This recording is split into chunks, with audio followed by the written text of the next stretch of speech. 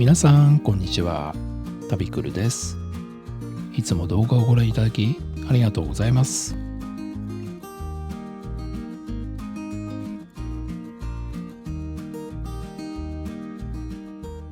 今回は宮城県作並温泉ゆずくしサロン一の坊をご紹介します。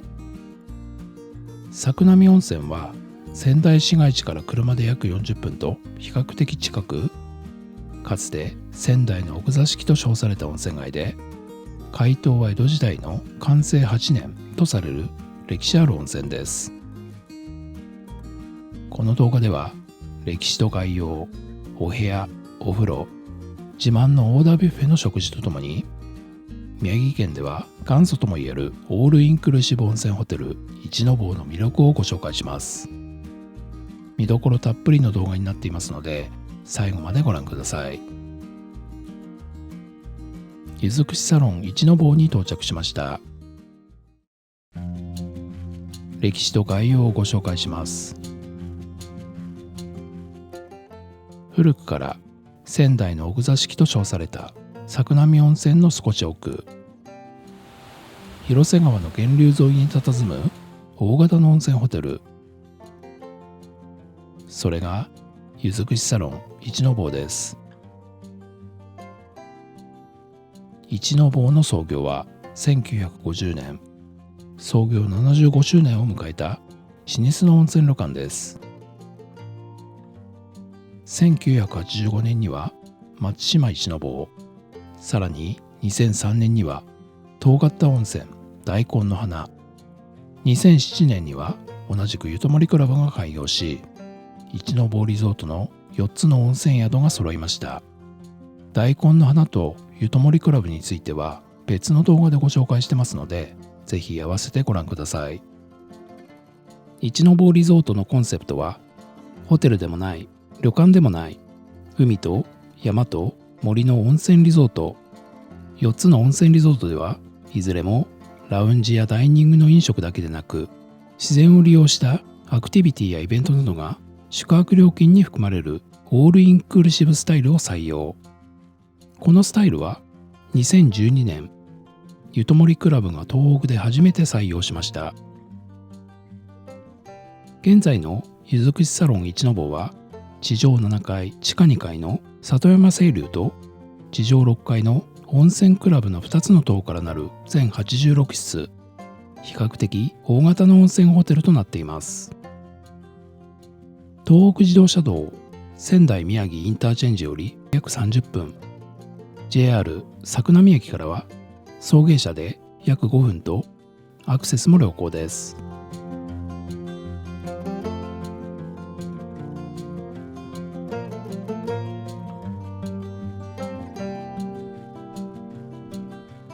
木造りで重厚な雰囲気のエントランスから館内に入ってみましょう。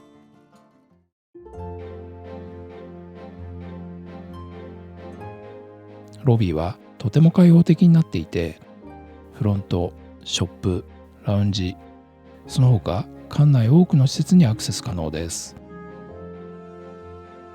ロビー中央にあるのは雲金暖炉と壁画アート。世界で活躍する壁画絵師木村秀樹氏によりダイナミックに描かれた桜ともみじが印象的で、一の坊を象徴するアートとなっています。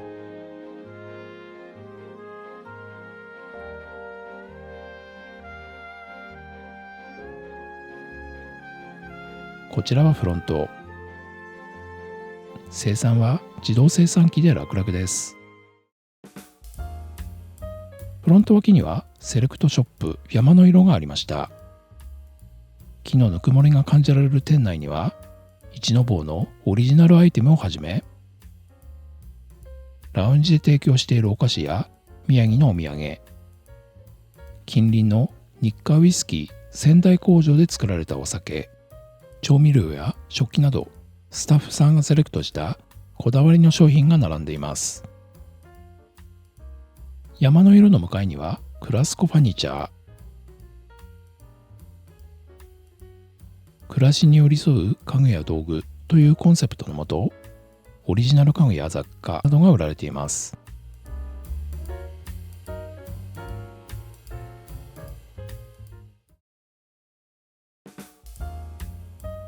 館内にはラウンジや廊下、階段など至る所にアート作品が展示されていて、まるで美術館にいるように楽しむことができます。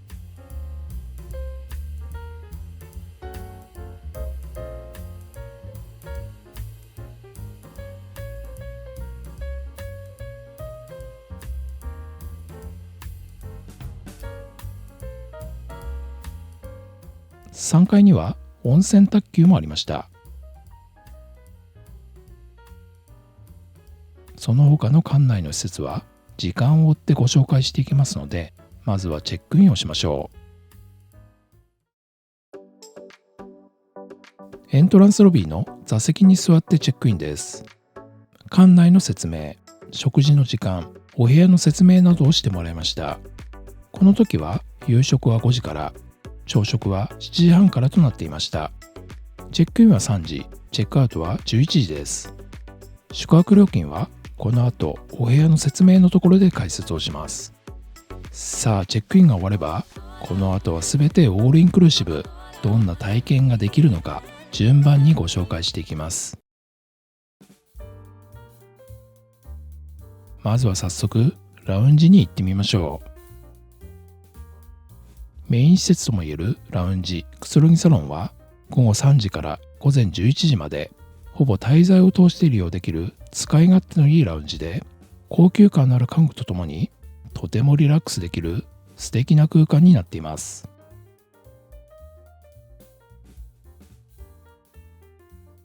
奥にはライブラリーがあり、雑誌や漫画などじっくりとくつろいで読書をすることができます。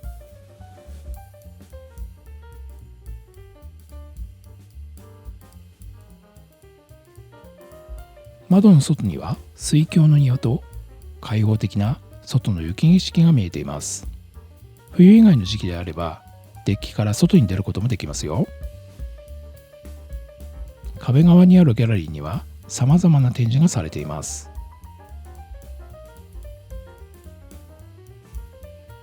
さあ、そしてラウンジの目玉はこちらのドリンクコーナー。ソフトドリンクやコーヒー、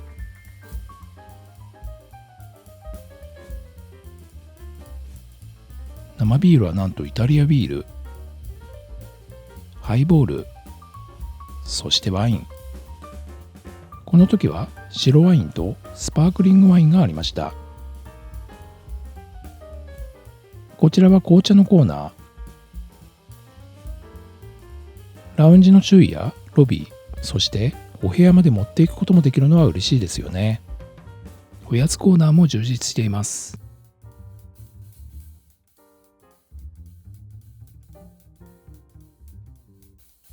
滞在中気軽に来ることができますので、多くの皆さんがチェックインからチェックアウトギリギリまでこちらを利用していましたよ。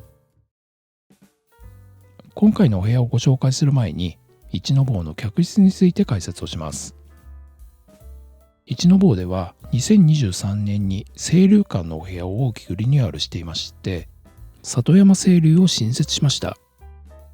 露天風呂やサウナ付きのお部屋を新設していて、全体で100以上あったお部屋は現在は86部屋ということになっています。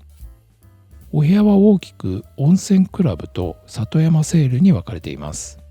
プランはシンプルに2食付きのオールインクルーシブと朝食のみのプランとなっています。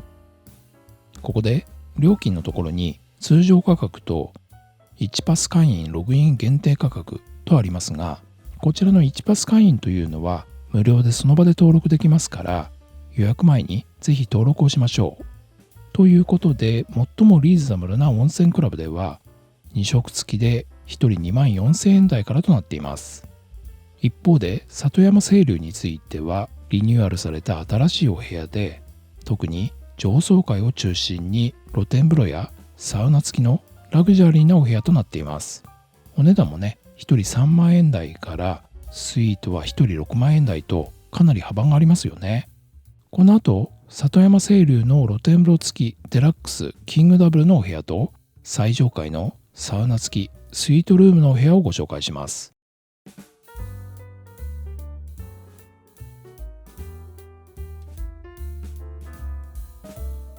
では、お部屋レビューです。今回のお部屋は674号室露天風呂付きデラックスキングダブルというお部屋です。鍵はこんな感じでカードがね中に入ったようなホルダー付きの鍵になっています。で、扉はオートロックですので出るときはね鍵を忘れないようにしないといけません。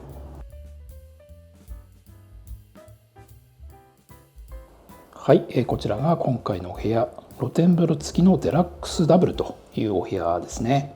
こちらのお部屋は2023年に新設をされたお部屋ということで、全体にとても新しいお部屋ですよね。で、お部屋は一間でこんな感じでベッドとソファーなんかがあるお部屋ということになっています。まずはね奥の方に景色を見に行ってみます。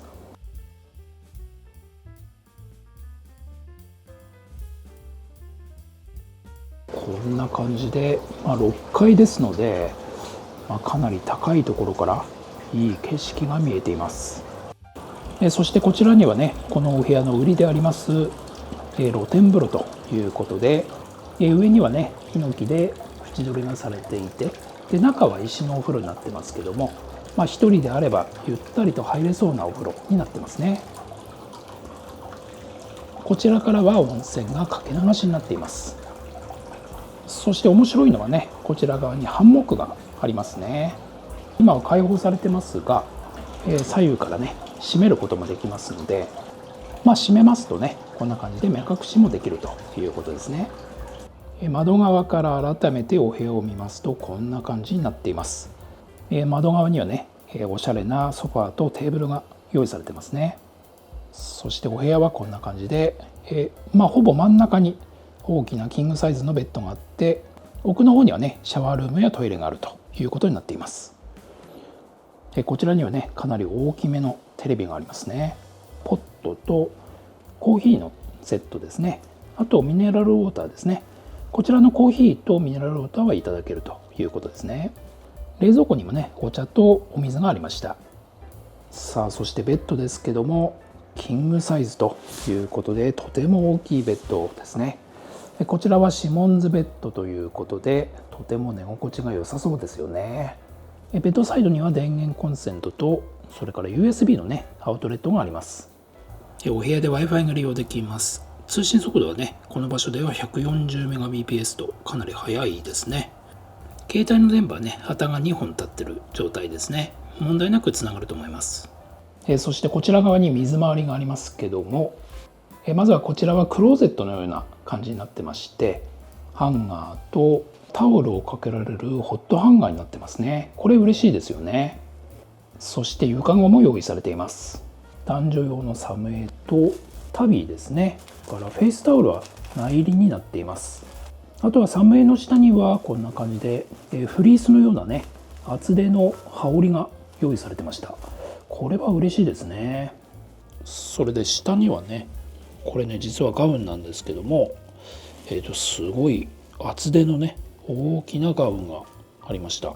シャワールームはこんな感じで、湯船はないんですね。シャンプー類はプロビンシアというブランドのシャンプーになっています。そしてトイレはねウォシュレット付きのトイレということですね。こちらが洗面ですけども、広いカウンターの上にねおしゃれな感じのシンクと、そしてアメニティですけども歯ブラシ、ヘアブラシ、あとはクレンジングタオルと、こちらはオサジーっていうブランドのアメニティキットですね。クレンジングなんかが入ってます。こちらはドライヤーですね。あとはこの洗面の上の部分ですけども、こんな感じで引っ張るとなんと鏡が出てきまして、こちらドレッサーのように使えるのかなというふうに思います。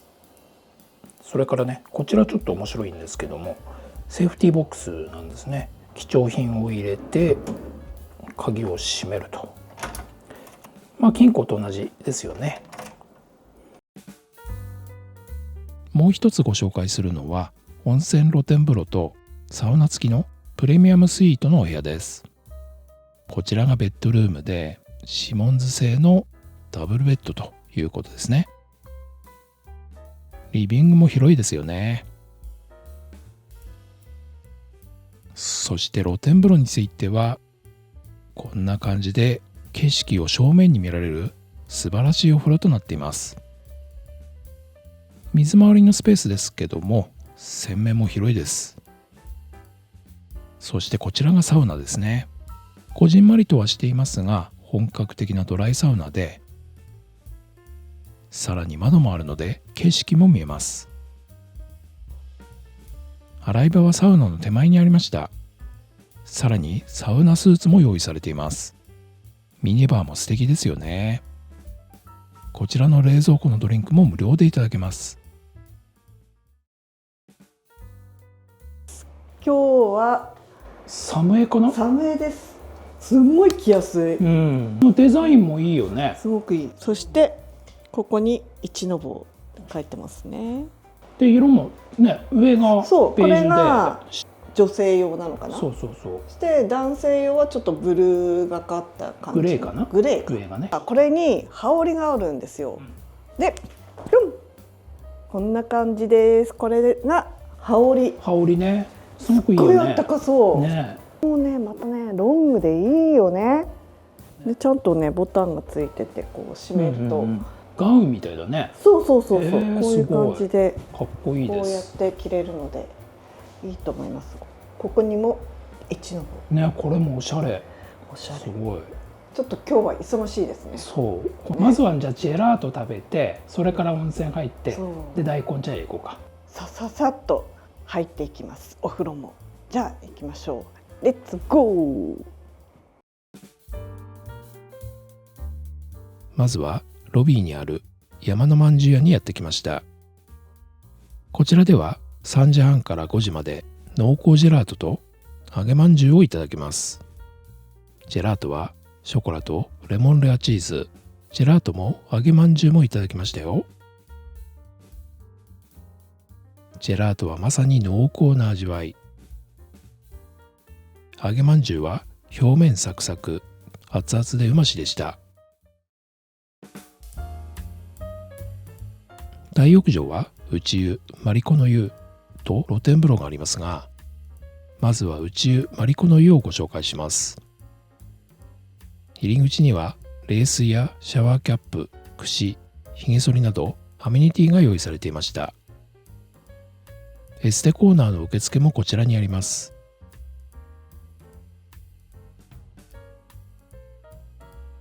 まずは男湯からご紹介します。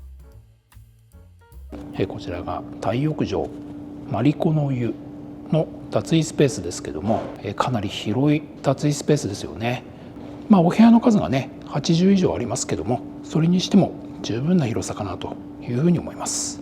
そしてこちらには洗面がありますけども、ドライヤーですね。あとこちらにはソープ類が並んでいます。こちらはトイレですね。この脱衣スペースからこんな感じで内を見ることができるんですよね。これなかなか面白いですよね。混んでるかどうかとかそういうのを確認してから入ることもできるかもしれません。そしてその手前にはこんな感じで畳敷きで座って休めるスペースも用意されています。温泉の成分表ですけども、源泉名は鶴の湯1号2号混合泉、 pH が 8.3 のナトリウムカルシウム硫酸塩塩化物泉ということになっています。大浴場に関しては加水管、循環ろ過、消毒がされて衛生管理もされているということですね。ではこちらからお風呂に行ってみます。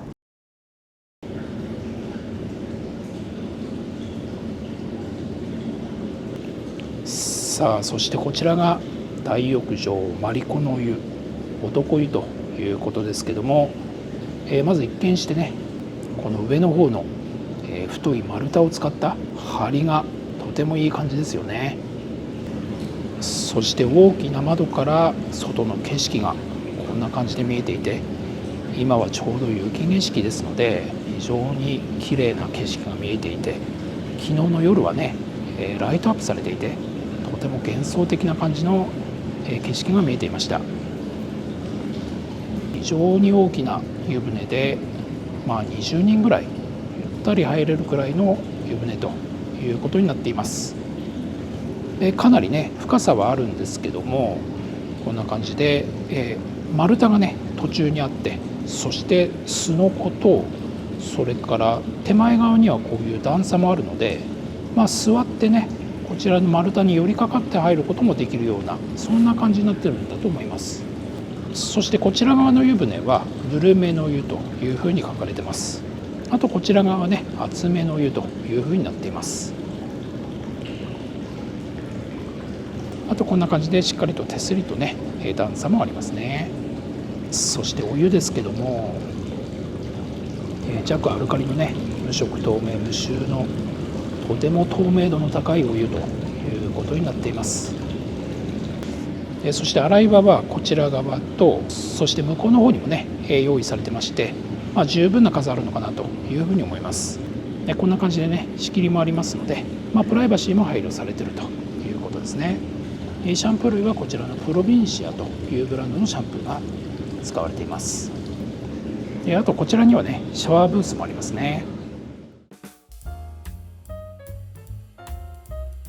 はい、こちらがマリコの湯女湯の脱衣スペースということですけども、男湯とね若干レイアウト違いますけども、洗面がずらりと並んでいて、こちらがドライヤーですね。女湯はねこちら側にも洗面があるということで、男湯に比べると洗面の数が少し多くなっているということですね。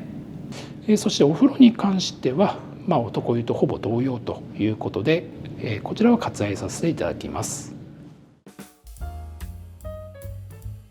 露天風呂は自然風呂と広瀬川源流露天風呂の2つあり、男女入れ替えになっています。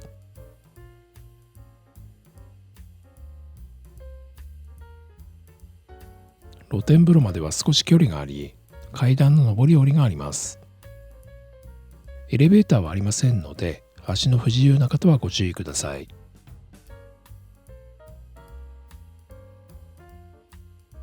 途中からこちらの雰囲気のある木造りの廊下を歩いて向かいます。両側にある大きな窓からは四季折々の景色を楽しむことができ、露天風呂までの気分が盛り上がります。手前にあるのは自然風呂、木造りのこじんまりしたお風呂です。屋根はありますが、太い柱と高い天井で開放感と雰囲気がありますよね。廊下をさらに奥に向かいます。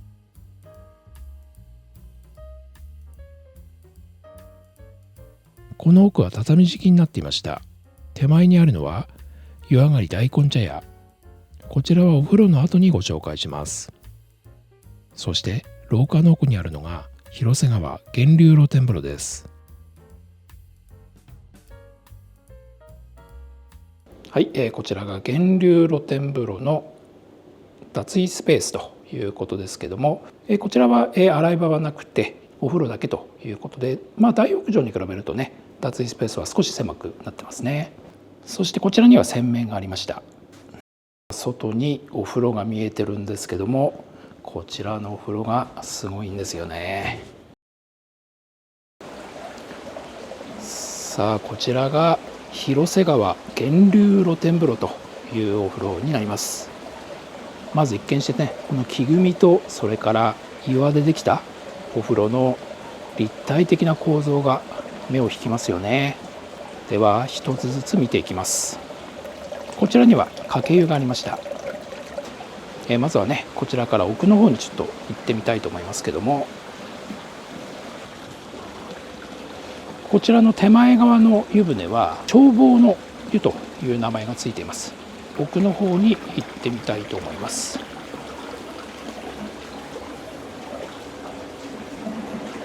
ぬるめの湯はねだいぶ長細い感じの湯船になってますけども、さあそしてこちらに来ますと少し高くなってまして、清流の湯というお風呂になります。こちらの湯船が一番高いところから川を見晴らせるようなそんなお風呂になってまして、上に立ちますとねこんな感じで広瀬川が屈曲して流れているのが見えています。非常にいい景色ですよね。お風呂自体は42度から44度と少し厚めのお湯になってまして、湯船自体もね、4、5人ぐらいの湯船ということになっています。こんな感じの景色を見ると本当に素晴らしいお風呂ですよね。こちらのお風呂が河原の湯というお風呂で、ちょっと前にせり出したようなインフィニティ風呂のような川に最も近いお風呂ということになっています。湯船かなり広くて、たくさんの人が入れるような、全体の岩の装飾も素晴らしいお風呂になってますよね。こちらからは源泉のかけ流しになっています。一部ね、こんな感じで少しちょっと昔風の屋根のような、そんな感じの装飾もされています。よもぎの蒸し風呂ということで、お風呂ではないんですけども、ミストサウナということになってまして、もう一気にこんな感じでミストが来ますけども、ミストサウナですので、温度的にはねそれほど高くなくて、よもぎ蒸しを感じながら結構長い時間入ってられるような、そんなサウナになっています。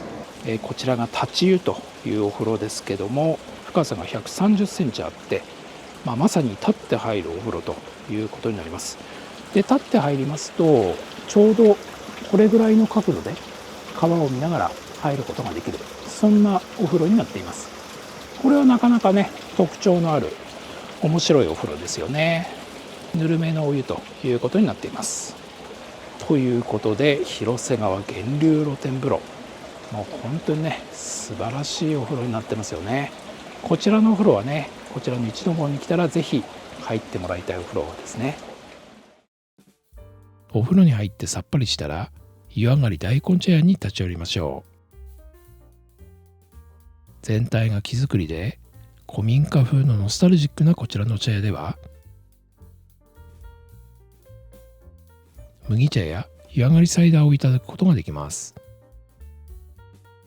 こちらのカウンターでは、なんと熱々の大根をいただくことができます。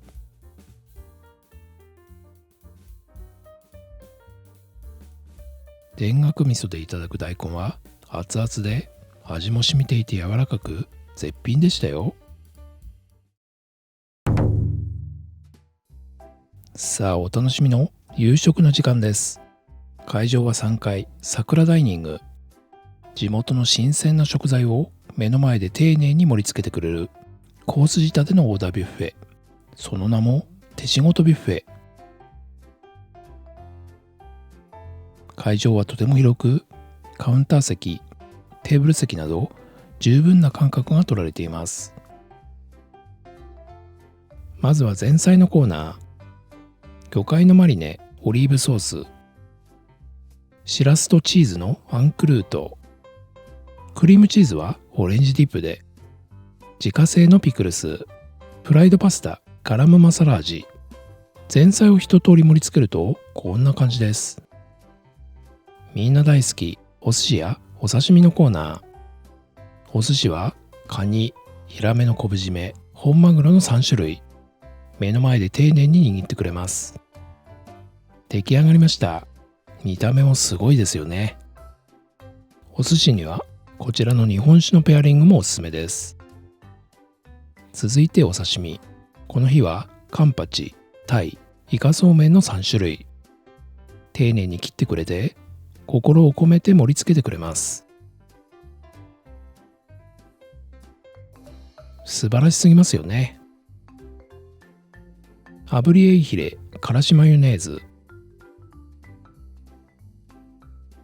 チヂミほうれん草のおひたしとわらびの酢味噌がけ、蔵王チーズと菜の花サラダ仕立て、厳選蜂蜜ドレッシングがけ、菜の花、生ハム、オレンジ、チーズ、また菜の花、生ハム、オレンジ、チーズ、そして蜂蜜ドレッシングをかけて、最後にトッピングで出来上がりです。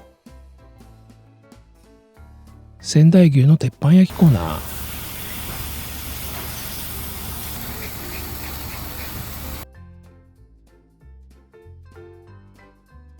ソースは赤ワインとリンゴのミゾレスソース1種類ずつ作ってもらいました。仙台の冬といえばせり鍋ですよね。こちらは泉南地区村田町の泉南せりと岩手県志和姫の大根を使った豚しゃぶ鍋。最後に豚肉をしゃぶしゃぶして出来上がりです。熱々をいただきたいですよね。メカジキのムニエルサフランクリームソース。この大きいお皿にこの量は贅沢ですよね。天ぷらと牛タンのライブコーナー。天ぷらはエビ、セリの根、こごみの3種類から。もちろん全部いただきますよ。注文を受けてから1人分ずつあげてくれるのが嬉しいですね。はい、エビ2本、こごみお2つ、セリの根お2つになります。お一緒にどうぞお召し上がりください。塩もこだわり、塩釜のも塩、梅塩。さらに宮城雄勝湾の成沢牡蠣を使用したかきせんべいと白魚の磯辺揚げ。こちらも目の前で揚げてくれますよ。あさりの茶碗蒸し。仙台名物一の坊熟成厚切り牛タン。炭火焼きで焼き上げる牛タンはまるで専門店のような焼き上がり。付け合わせは南蛮味噌とレモン。森林鶏のソテーカフェドパリソース。レンコンとしめじのお味噌汁。トマトと卵のスープ。地元宮城の白石湯麺は冷製のだしかお酢かけでいただきましょう。ご飯は一の坊オリジナルブレンドほの一。こちらはなんと鯛めしです。ホクホクの鯛の身がゴロゴロ入ってますよ。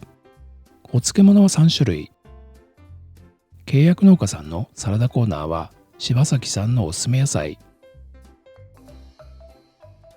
ドレッシングはシーザーと玉ねぎ、いずれも自家製です。こちらはサラダのトッピング。デザートコーナーです。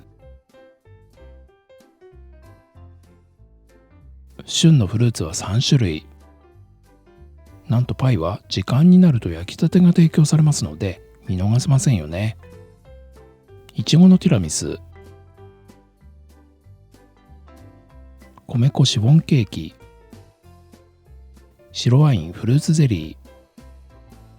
生チョコのテリーヌは丁寧に盛り付けてくれますよ。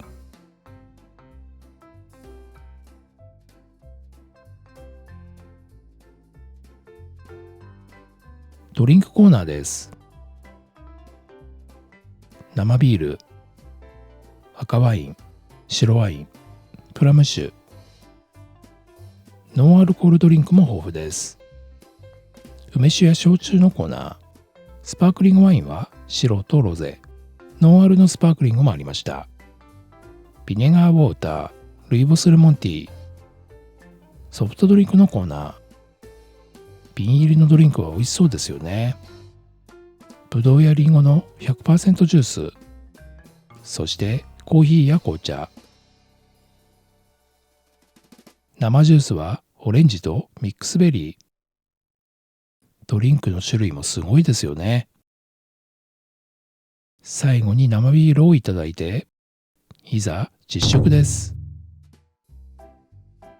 こんな感じで盛り付けました。とても豪華ですよね。久しぶりのカップル座りです。いや、やめてよ。さあ、乾杯。乾杯。あ、美味しい生ビール。今日はね、雪が降ってるんですよ。最高の景色です。ね、景色いいよね。お風呂もね、今日はね、女湯の露天風呂がいろいろついてる源流露天風呂。あれいいんだよね、すごくね。立ち湯があったり、こういろいろこうぐるーっとこうお風呂に入りながら回れるの、渓流を見ながら。渓流がすごいからね。そう、温度もね、熱いのからぬるいのからいろいろ温度を調整してあって最高でした。最高でした。はい、今日の食事です。ね、すごいよね。欲張っていろいろ取ってきちゃったけど、綺麗によそってくれるんだよね。これなんか見てください。こんな大きいお皿にちょびっとだよ。すごいよね。贅沢な感じで。贅沢な感じ。素晴らしいです。食器もすごいよね。ビュッフェにしてはね。そう。こういう感じで、こうメニューがね、一覧がね、こういう風に載ってるんだけど、この通り順番に食べていきたいなと。とりあえずちょっとなんとなく見ながら食べます。前菜って書いてるところからいろいろこう持ってきました。ワインに合いそうな感じのおつまみ系のものがいろいろついてる。いただきます。このソースは何だろう。クリームチーズ仙台味噌漬け。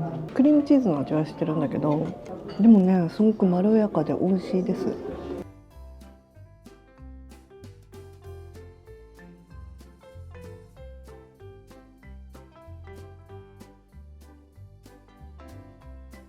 ザオーチーズと菜の花サラダ、蜂蜜ドレッシングがけ、おしゃれで丁寧に盛り付けてくれて素晴らしいです。まとめて蜂蜜ドレッシングがね、ほんのり甘くて美味しい。いただきます。お、すごい音。うん、ねサクサク。美味しい。こごみ大きいね、こごみ。え、大きい。セリ、根っこの部分。そう、入れます。すごいサクサク。サクサク。根っこの部分も美味しい。これだからさ、人気が出るものだよね。ねえ、これはすごいね。綺麗によそってくれるじゃん。そうただのバイキングじゃないから。エビ天です。エビプリプリ。ねえ、すごいね。本当に最高。最高だよ。今日はね、お昼ご飯抜きできました。気合を入れて。気合い入れてきたよね。あさりの茶碗蒸しの中にあさりがこうあんの中にあさりが入ってる感じ。結構ゴロゴロ入ってるね。いっぱい入ってる。あさりだからすごい出汁が出てんじゃない？美味しい美味しい。のあさりのさ、この出汁をね、あんにしてこう絡むんですよ。美味しい。銀杏は入ってなかったけど。あ、でも椎茸？椎茸とかまぼことか入ってる。美味しい。武田ワイナリーの白と、三陸ワイナリーのマスカットベリー A 持ってきました。乾杯。白なんだけどピンクがかったような感じの本当だ。白なんですよ。ちょっとロゼっぽい感じのね。綺麗な色ですね。牛タンやってまいりました。これ美味しそうだよね。めちゃくちゃうまそう。本当牛タン屋さんに出てくるような牛タンですよ。そんな感じ。柔らかい。熱いけどね。顎の弱い私も噛み切れるからね。じゃじゃーん。お寿司の盛り合わせです。すごいよね。綺麗。これはいいですな。贅沢ですよね。贅沢。こんなにお寿司いただけるなんて。こんな感じで包んでいただきます。これが宝石箱になるね。いろんな味がする。美味しい。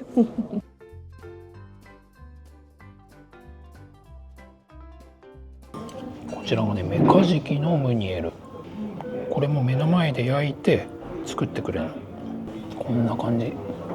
すごい香ばしい。このソースがね、めっちゃ合ってる。美味しい。はい、こちら道の心意気大根しゃぶしゃぶだそうですよ。わ、大根すっごい薄い。美味しそう。いただきます。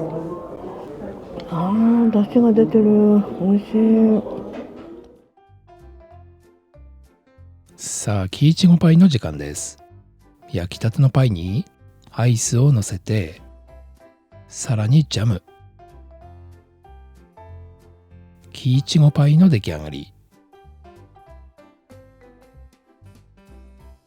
ステーキなんだけど、こうくるくる巻いてるのね。そうそう、薄いよね。焼きしゃぶって書いてたんだったっけ？焼きしゃぶか。焼きしゃぶって初めて見た。仙台牛です。柔らかねえ、これは絶品ですね。リンゴのみぞれ酢。こっちは和風。お皿もね、和風なんですね。お皿も変えてんのね。いや、本当綺麗によそってくれて、丁寧だよね。これはいいよね。脂身が少なくて、柔らかくて美味しい。食べやすいよね。脂身少ないから。そうそうそう。飽きない感じ。鯛めしもあったので持ってきました。しっかり鯛の身入ってるよね。入ってる入ってる。それでね、自家製のぬか漬けがあるんで、ぬか漬けと鯛めし、合う。白石梅の奥酢かけ。そう奥酢かけね。奥酢かけにしてもいいし、普通のめんつゆも置いてあったけど、そうそう、せっかくなんでね、奥酢かけでいただきます。郷土料理だよね。すごい麺にこのあんが絡んでてめちゃくちゃ美味しいです。ね。おいしい。デザートすごいです。目の前で作ってくれたデザートです。これベリーソースかな。チョコレート柔らかい。ちょっとビターなチョコレート。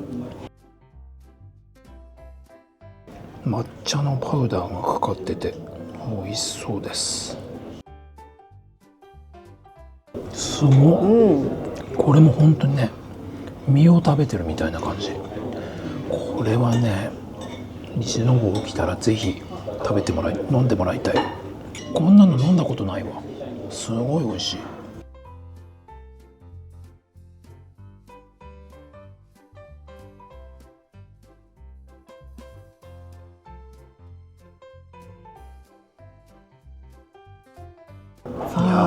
全部食べました。ね、すごかったね。すごいってのは知ってたけど、それにしてもすごかった。ごちそうさまでした。ごちそうさまでした。夕食の後は8時からコーヒーライブです。スタッフさんがセレクトしたレコードを聴きながら、サイフォンで入れたコーヒーまたは近隣の日課ウイスキー仙台工場のウイスキーをいただくことができます。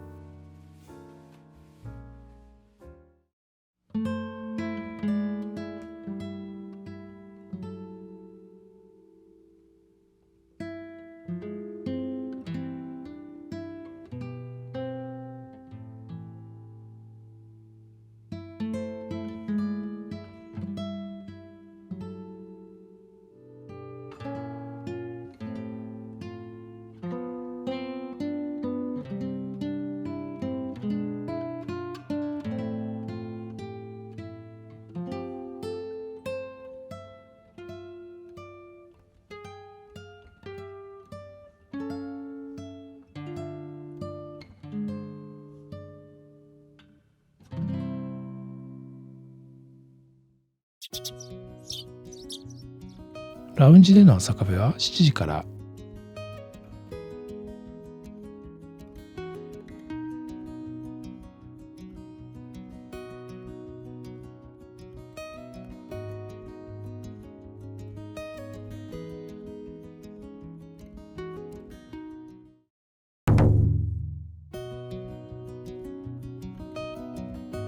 朝食も桜ダイニングで手仕事ビュッフェです。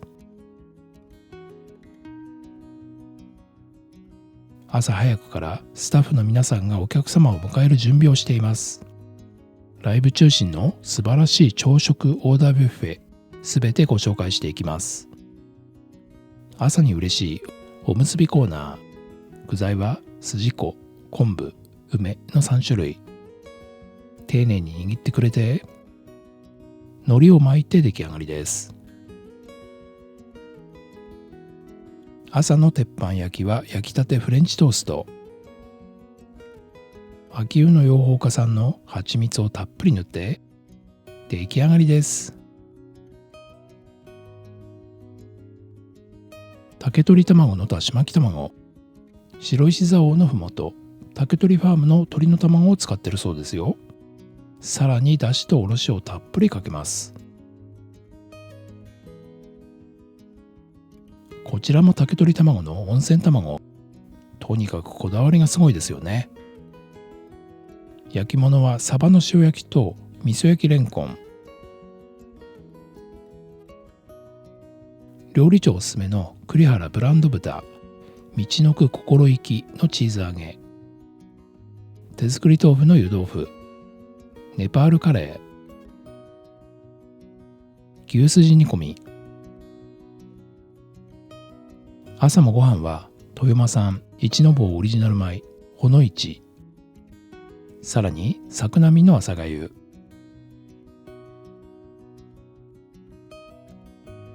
山形醤油の肉じゃが、宮城山本町の砂糖こんにゃく店の玉こんにゃく、朝食らしいメニューが並びます。たらこ、おひたし、牛タン柔らかに、しそ巻き、手作りきんぴらごぼう、漬物は長茄子漬け、梅干し、キャベツの一夜漬け、パンのコーナー、バタークロワッサン、プティプラン、パンオレザン、蜂蜜はこちらも森と八戸産の蜂蜜、一番だしとトッピングで贅沢なお茶漬けはいかがでしょうか。山芋と長芋の贅沢とろろ、パンプキンスープ、お味噌汁はしじみ汁、サラダバーです。野菜は取れたての新鮮地元野菜。特製ドレッシングはどれも自家製。そしてトッピング。朝もありましたスイーツコーナー。手作りのレトロプリン。岩泉ヨーグルトは加糖と無糖の2種類。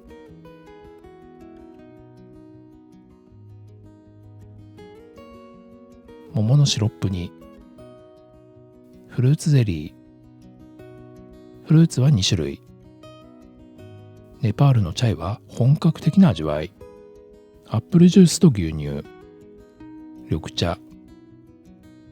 なんと韓国のミチョがありました。トマトジュースとハニーバナナジュース。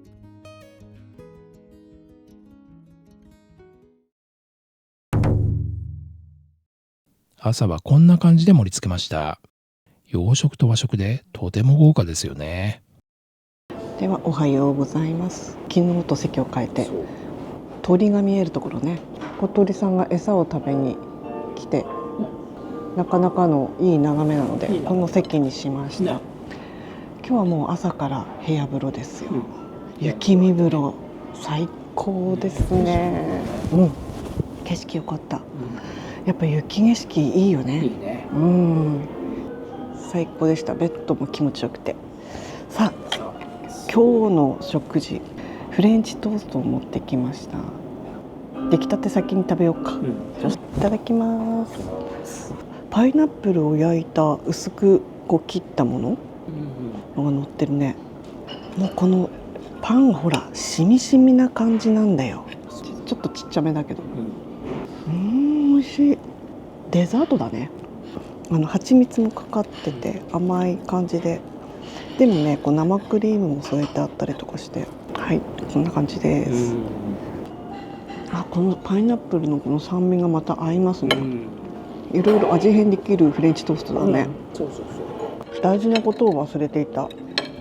食べるのを夢中になってて乾杯をしてなかったね。そう牛乳あったんで乾杯。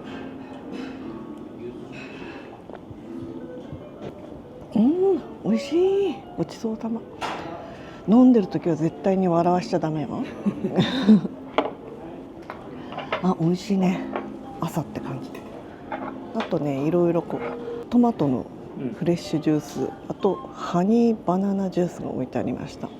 楽しみなんで飲みながらいただきたいと思います。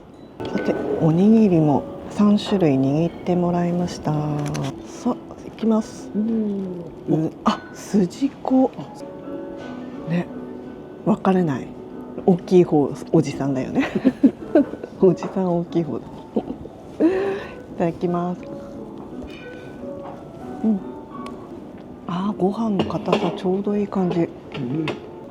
でねこう柔らかく握ってんのね。美味しい。ハニーバナナジュースいただきます。甘さ控えめで美味しい。そうだね。本当ご飯でいきますよ。和食で。でおかゆ、雑穀米のおかゆです。体に良さそう。あと塩昆布がトッピングで。塩加減いい。この塩昆布合うね。常備菜みたいなね、いろいろあったんで、いろいろまとめて持ってきました。お魚さん。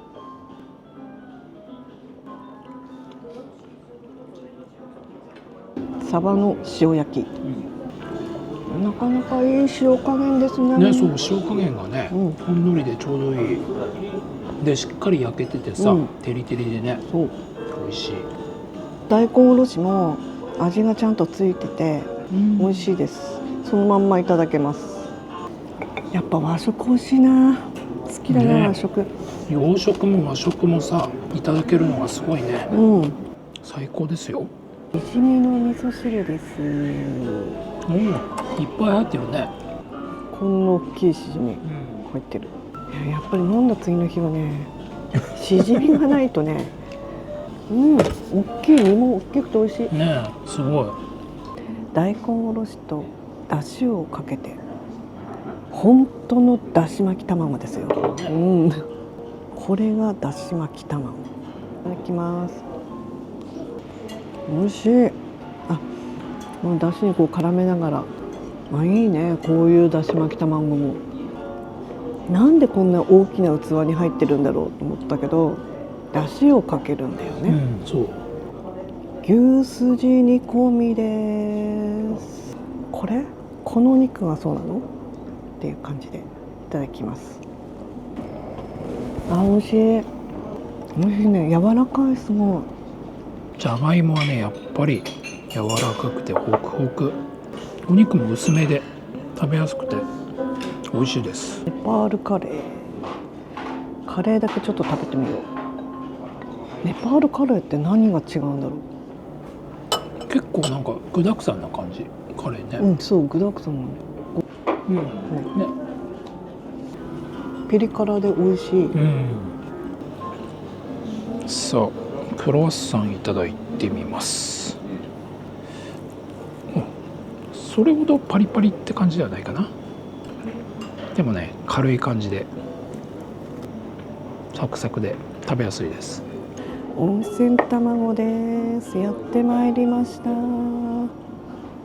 ちょっともう割られた状態なんだけど、プルプルですね。いい感じじゃないですか。どうですか、これ。結構弾力がある感じ。ほら、見てください。ハートの形になりました。すごいドロドロ。美味しい。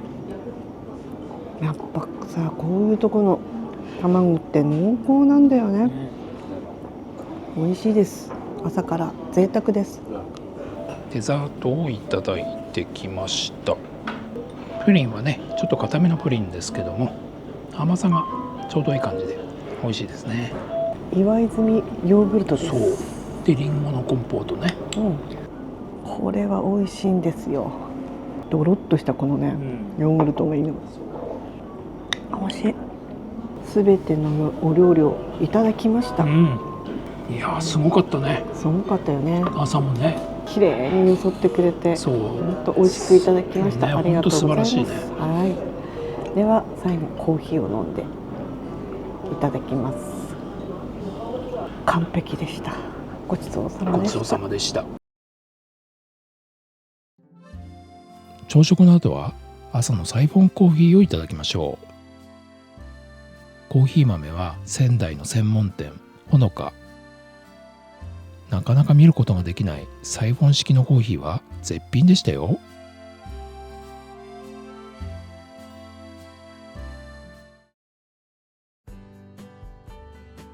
精算機でチェックアウトです。作並温泉湯尽くしサロン一の坊、いかがでしたか？切れ目なく楽しめるイベント、見た目、味、こだわり3拍子揃った絶品の手仕事ビュッフェはこれぞオールインクルーシブ、大満足の宿泊でした。これからもいろいろな宿をご紹介してまいりますので、引き続きご覧ください。